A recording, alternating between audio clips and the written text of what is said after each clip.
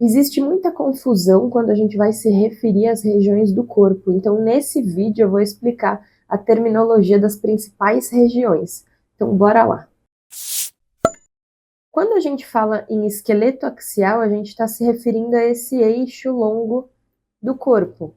Então o esqueleto axial ele é composto pelo crânio com a mandíbula, então crânio e mandíbula, as vértebras cervicais, as vértebras torácicas, vértebras lombares, sacrais e caudais. Além disso, o externo e as costelas também fazem parte do que a gente chama de esqueleto axial. Então, falando primeiro desse esqueleto axial, aqui a gente teria como uma região da cabeça, então isso é nomenclatura anatômica, cabeça, o pescoço ou colo, e essa região é o que a gente chama de tronco, sendo que o tronco a gente divide em tórax, abdômen e a pelve.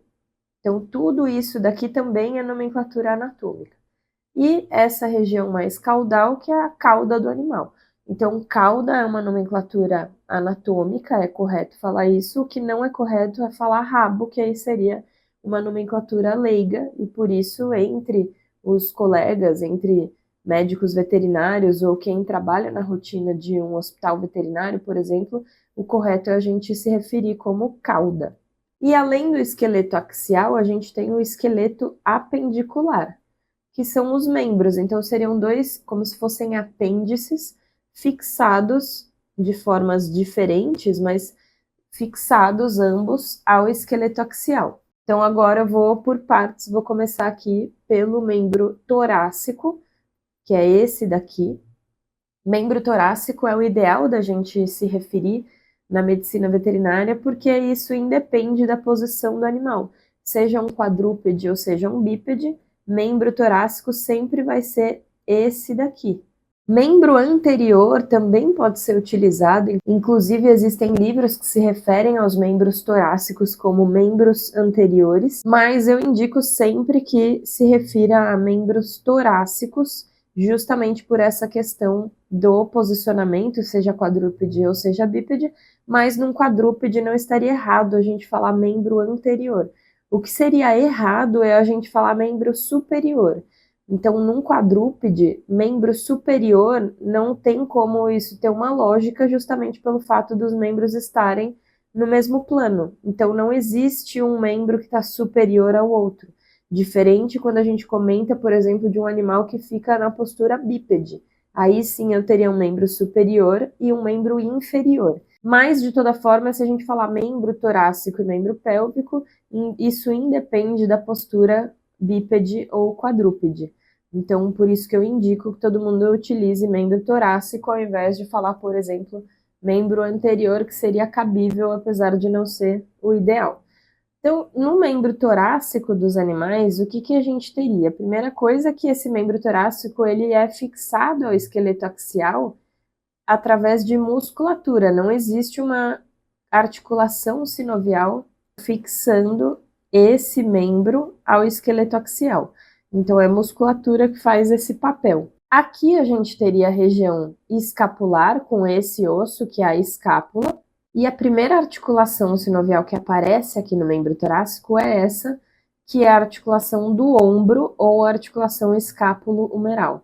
Então, é correto a gente falar ombro para essa região, isso é anatômico. O ombro dos cães e dos gatos, eles possuem uma particularidade, então aqui é um esqueleto de um cão, nessa região existe um pequeno ossinho, bem pequenininho, cranialmente ao ombro, que na verdade é um resquício da clavícula. Então os cães, eles não possuem clavícula, eles têm esse resquício, que é esse botãozinho ósseo, que possui cartilagem ao redor, mas isso daqui a gente consegue muitas vezes observar no raio-x por conta do tecido ósseo, então ele aparece, mas é algo muito delicado que fica no que a gente chama de intersecção clavicular, então junto do músculo braquiocefálico. E é um pouco diferente quando a gente compara aos ombros dos felinos.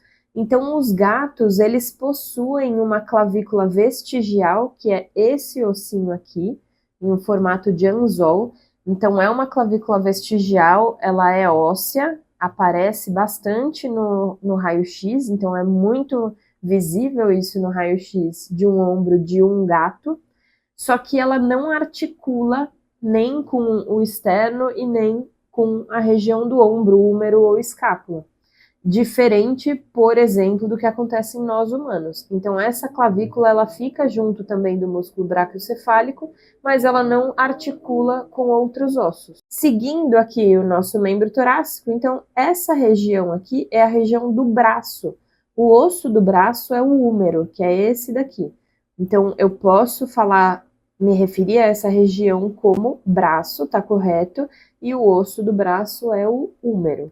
Distalmente ao braço, a gente vai ter aqui a articulação do cotovelo, que também é conhecida como articulação húmero-rádio-ulnar, justamente por ser a união desses três ossos. Então, articulação do cotovelo ou articulação húmero-rádio-ulnar. E essa região aqui é a região do antebraço. Então, isso aqui é antebraço, com os dois ossos, que é o rádio e a ulna, e essa região aqui é o braço, com o húmero compondo essa região.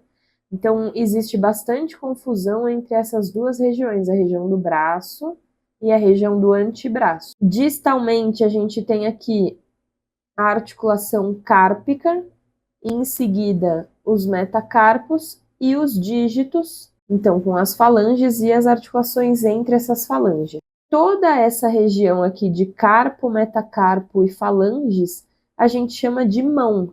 Então, isso daqui é a mão do cão, é correto falar isso. E essa mão, ela vai possuir uma superfície dorsal e uma superfície palmar.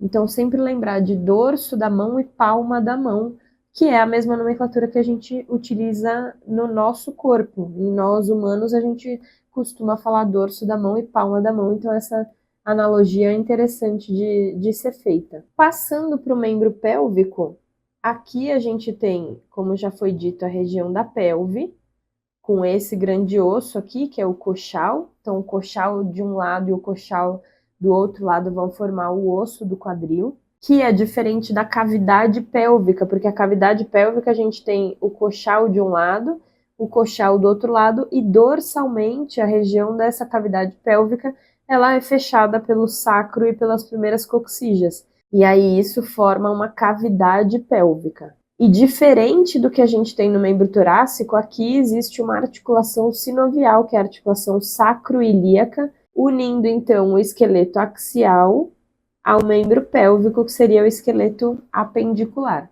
Então aqui a gente tem uma articulação sinovial, que é diferente agora do membro torácico, onde a gente possui apenas musculatura fixando o esqueleto apendicular no esqueleto axial. Então, lembrar sempre que aqui possui uma articulação sinovial. Essa articulação aqui é a articulação entre o coxal e o fêmur. Então, por isso é a articulação coxo-femoral, também conhecida como articulação do quadril. O fêmur, ele compõe essa região que a gente chama de coxa.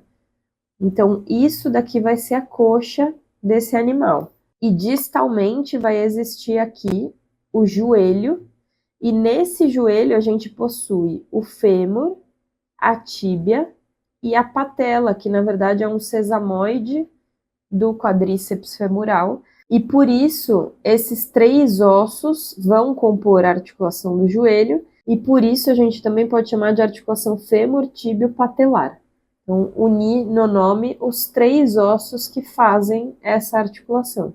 Então, fêmur, tíbio, patelar ou articulação do joelho. Depois do joelho, existe aqui a região da perna. Então, essa daqui é a perna do cão, com dois ossos, que é a tíbia, e aqui esse osso menorzinho é a fíbula, que praticamente não participa da sustentação do peso, mas ela é importante na articulação distal. Em seguida, a gente tem os ossos do tarso, compondo o que a gente chama de tornozelo. Cranialmente, a gente tinha os ossos do carpo compondo o que a gente chama de punho. No membro pélvico, ele compõe o tornozelo e tudo isso daqui a gente pode chamar de pé. Então, o pé ele é composto pelo tornozelo, né, os ossos do tarso, os metatarsos e as falanges formando os dígitos. E quando eu quero me referir a tudo isso, eu vou falar pé. Assim como no membro torácico, aqui também possui uma margem dorsal, então aqui também existia essa superfície dorsal, então aqui está a superfície dorsal do pé, só que agora diferente do meio endotorácico, em que aqui eu tinha uma superfície palmar, agora como a gente está na região do pé, isso daqui vai ser uma superfície plantar. Então, dorso do pé e planta do pé. Então, superfície dorsal e superfície plantar. O interessante dessa nomenclatura é a gente comparar com os nomes que a gente utiliza no nosso corpo. Existem alguns nomes que eles não são anatômicos, por exemplo, aqui é muito comum a gente falar canela, então canela não seria anatômico, o correto aqui é perna, mas existem outras regiões que pode ajudar, como por exemplo, dorso da mão, palma da mão, dorso do pé, planta do pé. Então, essas nomenclaturas que são similares, cabeça, colo, tronco, cotovelo, joelho, essas nomenclaturas são similares e a gente costuma utilizar no nosso dia a dia e ela é nomenclatura anatômica. Então, olhando a nómina anatômica veterinária, essa nomenclatura está lá descrita.